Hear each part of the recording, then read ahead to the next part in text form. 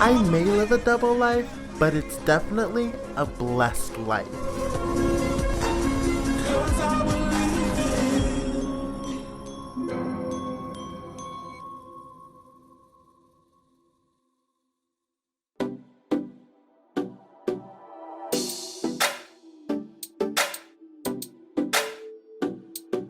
So guys, I am right now filming just like a lot of different stuff for my YouTube channel that I'm looking to open up as like an avenue for people to get to know me about my personal life, my real life, my everything.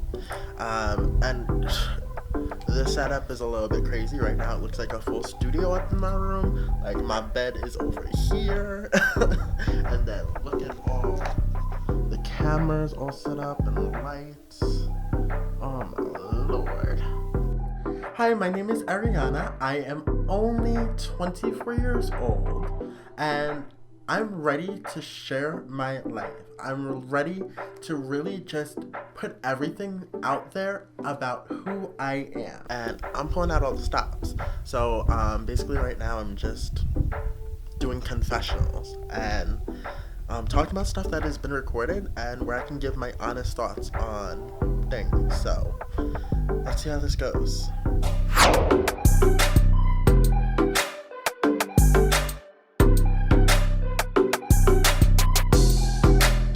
I was born and raised on Long Island, New York.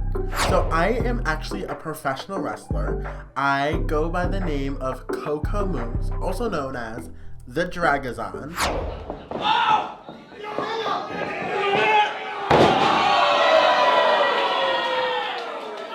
I am big, bad, and delicious, and I've loved wrestling ever since I was a little kid. And being that I get to go out there and live my dream and be the diva I've always wanted to be, that's a plus on top of it.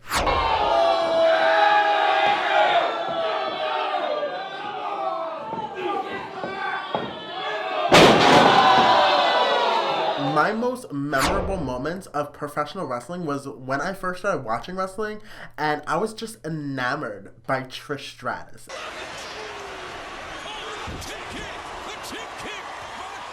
A lot of people like to ask me the question of who I like to embody in my professional wrestling itself. And the truth is, I don't like to embody anyone but myself. I feel like the Dragazon CoCo Mousse is her own entity.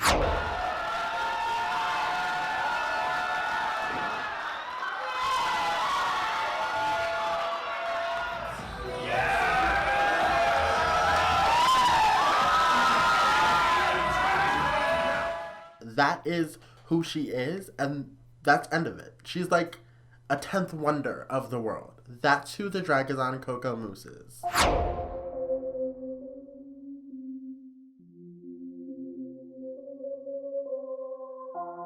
Today I'm in Brooklyn at $3 Bill for a very big night in my wrestling career. It's my debut match at a matter of pride.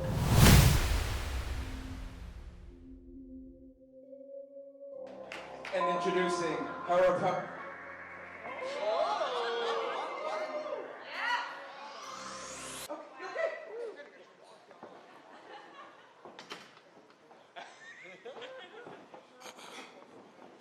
Her opponent, making her debut, she is the Dragazon CoCo Mousse!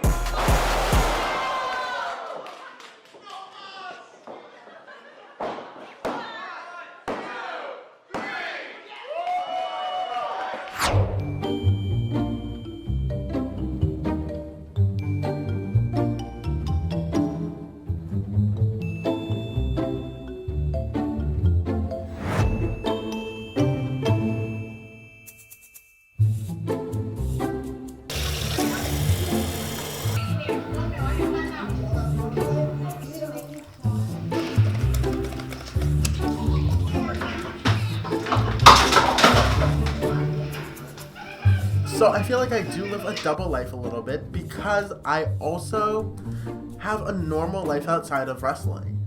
I live at home with my grandmother and I help take care of her.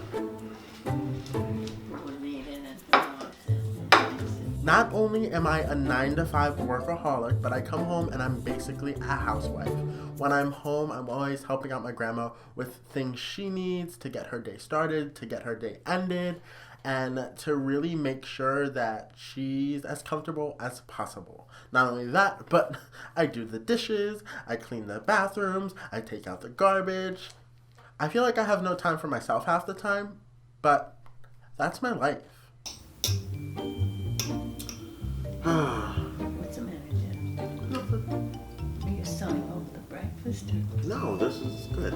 I'm not sighing. I was taking a deep breath. Sometimes you need to just take a deep breath. Okay.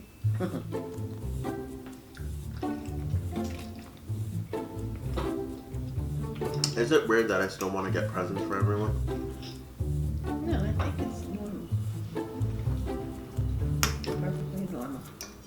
It's like I'm having a fight in my head with myself.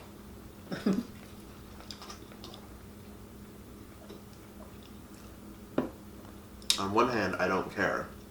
As in, like, I don't care if I get people presents because that's what I do every year. But on the other hand, I'm just like, what we talked about before, like, why should I? So with this year and Christmas coming up, I am kind of in a little bit of a gigantic pickle because I'm really not looking forward to this year's Christmas and spending it with people. Why am I going to spend it with people who tried to run me out of my own house? Why am I going to spend my money on people with people who tried to kick me out of my own house?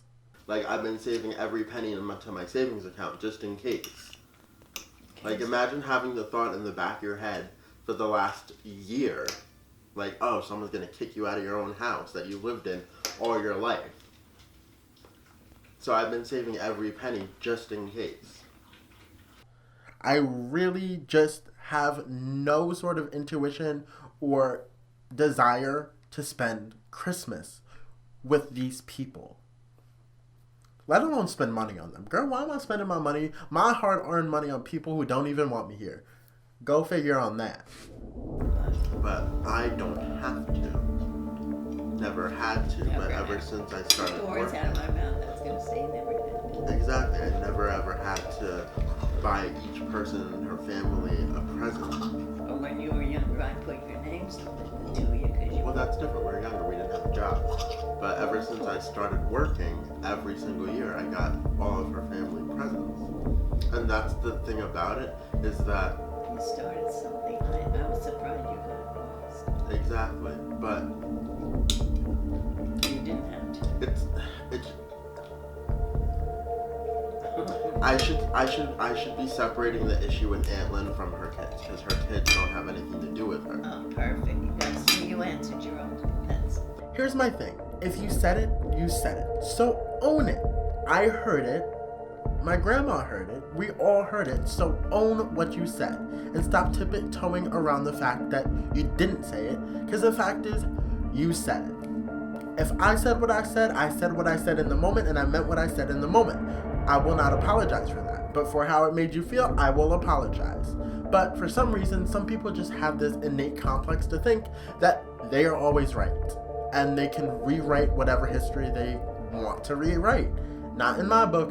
I'm going to rewrite that history, cross yours out, and write what was actually the factual truth. And then I'm going to read you the truth. And read you while I'm at it. You wanted to do something. You said, no, I want to straighten this out as much as possible. What would you do? I don't know, because I don't really care at this point. If I cared, then I would have had an answer to that. I don't know. All I would need, I should say, not want, all I would need is for her to just say, I'm sorry for saying what I said. I'm sorry for the stress that it's put you through. Let's move forward. And stress is another word because they're talking on TV today about how bad stress is with the virus and all these different things. And stress does change things in your system. Yes.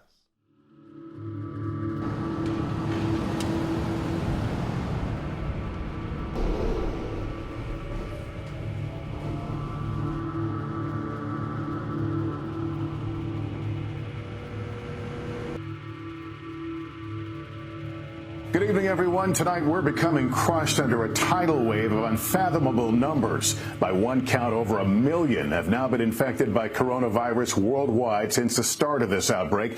Tens of thousands have died. COVID-19 has been a pain in my ass, let alone everyone's asses. But I just feel so grateful that I was still able to keep my full-time job that I got at the beginning of COVID-19 and was able to work through the pandemic. A federal economist estimated that 47 million Americans could lose their jobs as companies affected by the virus cut their staff. Millions have already lost their job. I mean, hearing some of the stories with people coming through my job of how they're losing their house, how they lost their house, how they have to put stuff in storage, it's just been so heartbreaking to hear. It's just really sad to see what this pandemic, COVID-19, has done to the entire world. It's ravaged everyone economically, mentally, and just your day-to-day living has completely changed. I mean, we all have to wear masks everywhere we go. And for those of you that don't agree with it, fuck you.